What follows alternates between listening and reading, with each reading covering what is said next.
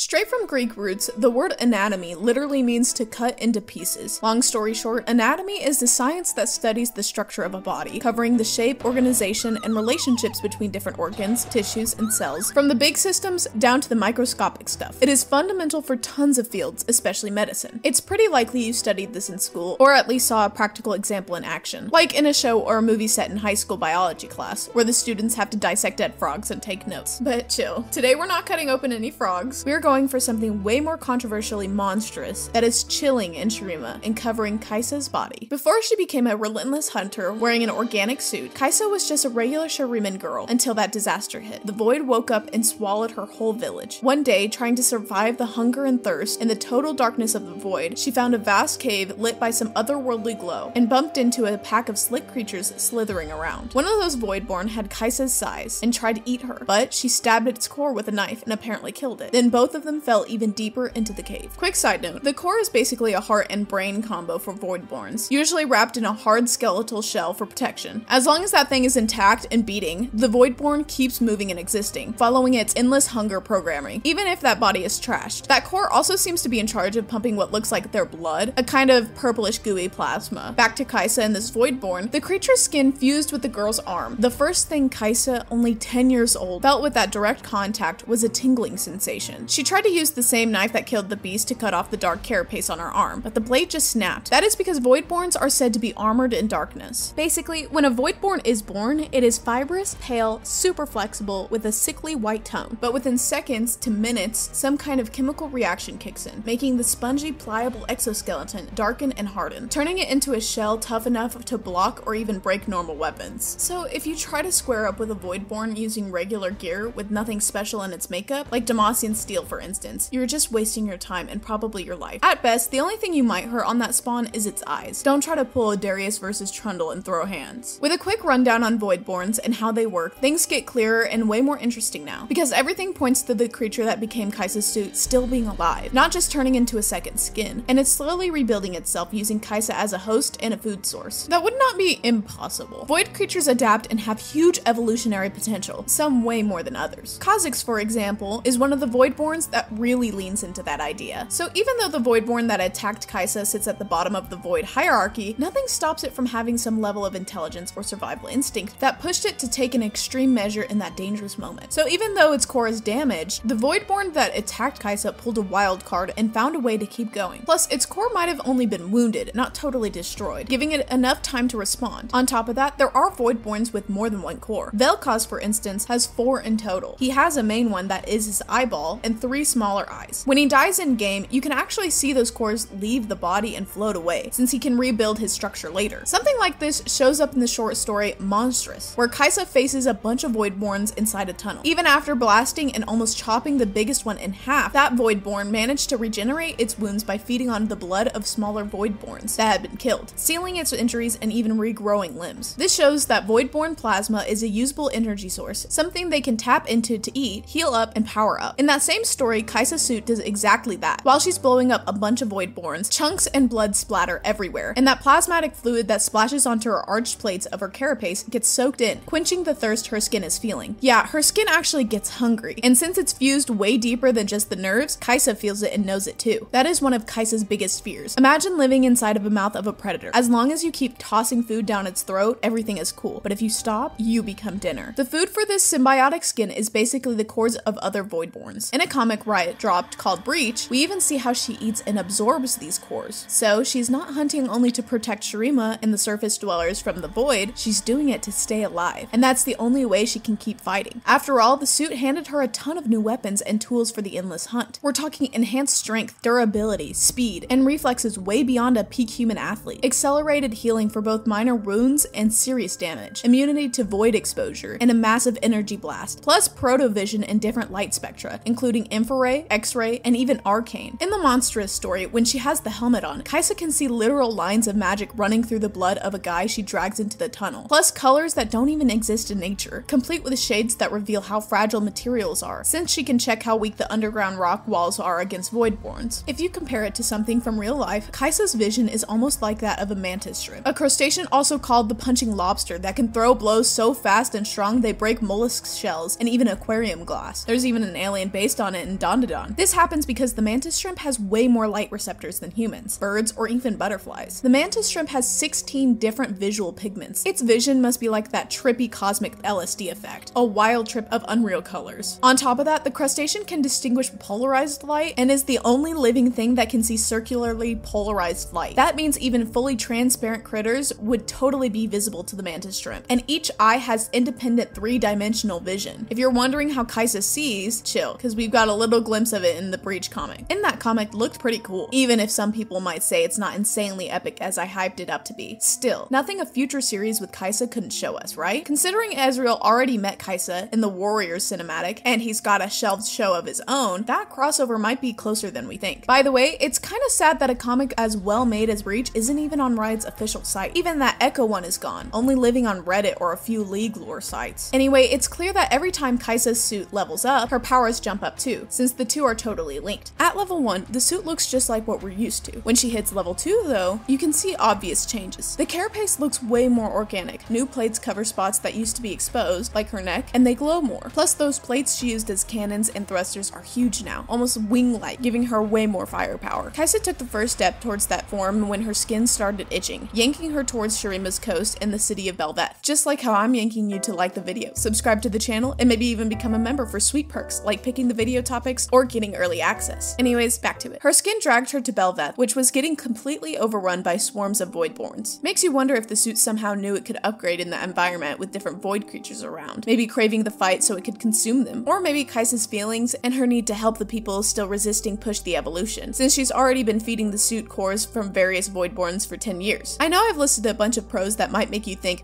I'd take that deal to score a suit like hers, but trust me bro, it's not worth it. Here are some of Kaisa's own lines that show the non-stop torture of this symbiosis.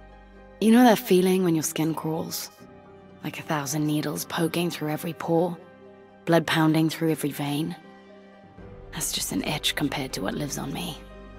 In the short story Monstrous, Kaisa even says it feels like 1,000 tiny hooks are being jammed into her flesh. And that's not even the worst part. During a fight with the Voidborn, she takes a whip to the knee. The blow is so strong it makes the second skin bleed and rips off the piece covering that spot. Besides finding out there's blood or maybe plasma in her suit, we finally see a real skin underneath, and it's not pretty. It looks like a cracked desert reptile hide. The flesh straight out seems dead. Now, I'm gonna show you some skin diseases that might freak a few people out, so if you want, close your eyes or switch tabs until I tell you to come back. Relax, it won't take long. One example that perfectly shows Kaisa's real condition is a chronic, non-contagious inflammatory skin disease called psoriasis. It causes redness and scaly patches across the body, usually on elbows, knees, and the scalp. Actually, I'd say her situation points to something even worse, like lamellar ichthyosis, an ultra-rare skin disease that hits 1 in every 600,000 people. This illness makes weird scales grow over 100% of the body, and once they harden, you start peeling. The thing is that skin swap happens every single day that leaves the body constantly unprotected, so infections get way easier, and the pain and burning are straight up agonizing. This cursed disease can also cause overheating because it shuts down sweating, and it can cut blood flow to your toes and fingers since the skin tightens up. It also brings eye problems, hair loss, and it makes it hard to bend your finger joints. You can look at the screen again. There's no more freaky skin stuff coming. If for some reason Kaisa had her second skin ripped off right now, she'd die the same day, maybe the moment it's removed, because the second skin is glued to the first. We know that the first one is already pretty messed up. When it gets peeled, the first one comes off with it, like she's being scalped. The pain shock would be insane. Even a light breeze could torture her, and that fresh wound would be an open door for any pathogen hanging around. Oh, and the reason her real skin looks that grotesque and disturbing is because the Voidborn suit ate up every nutrient it had in her dermis, using it as fuel to spread and rebuild itself, kind of like it's growing a new body on top of the old one. That process has been going on for 10 years. The whole time Kaisa was stuck in those underground tunnels, and it's still happening. This parasitic move reminds me of the tongue-eating louse, which is a crustacean. Those little guys drift around the sea waiting for the perfect moment to pull off their symbiosis plan. Once they pick a fish host, the crustacean slides through the gills and starts drinking blood meant for the fish's tongue. With the blood supply cut, the tongue atrophies and falls off, leaving just bone. The tongue eater then parks itself in that spot and takes over the tongue's jaw. Before I stop comparing Kaisa's suit to that freaky tongue-eating louse, here's a wild fact that shows how real-life nature can just be as mind-blowing as the Void. During the louse's life, right up until it burrows into a fish, it's male. But once it latches on and replaces the fish's tongue, it flips and becomes female for the rest of its days. We've got no clue what the gender of the Voidborn that bonded with Kai'Sa's originally was. And yeah, even Voidborns have gender. Rek'Sai and Belveth are female. Vel'Koz, Kha'Zix, Kog'Maw, and Cho'Gath are male. Anyway, not that Kai'Sa's suit actually does that, probably not, but I thought it was fun to drop this fish fun fact. Now, physical weirdness aside, there's a huge red flag with Kai'Sa, and it's this.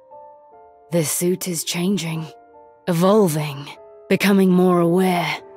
Yeah, I know that line comes from her immortalized legend skin, but it fits her main universe self perfectly. Basically, it shows the path Kai'Sa's heading down, not stressing about the impulses her suit gives her anymore. She's ditching her human side to embrace the monster everyone always said she was. As the years roll on, the suit gets stronger. It's pushing her towards some sketchy, hostile behavior that's front and center in the short story Monstrous, and trust me, it's no small deal. Kai'Sa used to think her Voidborn armor was whispering to her as it grew. She chalked it up as her own subconsciousness coping with all the pain and loneliness, almost like kind of schizophrenia. But even she isn't sure, hoping it's not that first, creepier possibility. Later on, Kai'Sa straight up drags the village leader underground to show him the Voidborns are lurking nearby, hoping he'll evacuate everyone topside. She's in no mood for small talk. There's even a scene where she slams the dude against a wall and feels the suit itching to eat him. And the worst part is that a piece of her kind of wants that too, meaning she's actually craving human flesh now. Oh, and later she gets the urge to kill when that leader tries to fight her with the rest of the villagers backing him up. This new violent vibe Kai'Sa's having, plus the whole wanting to eat people thing, totally reminds me of how venom messes with its host, especially when it hits that phenethylamine withdrawal. That stuff is essential for symbiotes. So venom pushes Eddie into straight up brain-eating cannibalism because the chemical is packed in the gray matter. So yeah, Kai'Sa is really changing, and that's canon. And considering how different she is, I started imagining what would it be like if she had a child. Because if she had a child with a human, it could open up the possibility for something in Runeterra that's completely abominable and unimaginable. A being that's half void creature, half human. Now, considering her suit and everything, it's obviously impossible for her to have a child. But let's suppose it happened. All void creatures have this inherent nature to destroy life, to consume everything, since they were created by the Watchers, and that's their purpose, to delete everything so the world can return to nothing, to the void. But on the other hand, the human side of Kai'Sa's child wouldn't be like that. So the question is, would the void nature overpower the human one, making the child just another void monster? Or would it be something more like Cain and Rost, with both sides coexisting in a constant conflict, fighting for control in the same being? Or maybe the child would end up having a completely different ideology, like Belveth, who's a Voidborn, but doesn't want to erase everything and return to nothing like the Watchers do. Then there's also the question of appearance. Would this being look more humanoid with void traits, kind of like Kai'Sa herself, except instead of wearing a void suit, those traits would be part of her actual body? Or would it be a fully monstrous, twisted creature? There's actually an artwork for this, the writer of the video commissioned. He's a bit obsessed with the Kai'Sa and Ezreal ship, so he asked for an image of what their child might look like. Anyway, the art is what you're seeing on the screen now. And considering artists usually don't go too far into making characters looking super monstrous, I think this is a decent take. More humanoid figure with void features across the body. And that's basically it. See you next time.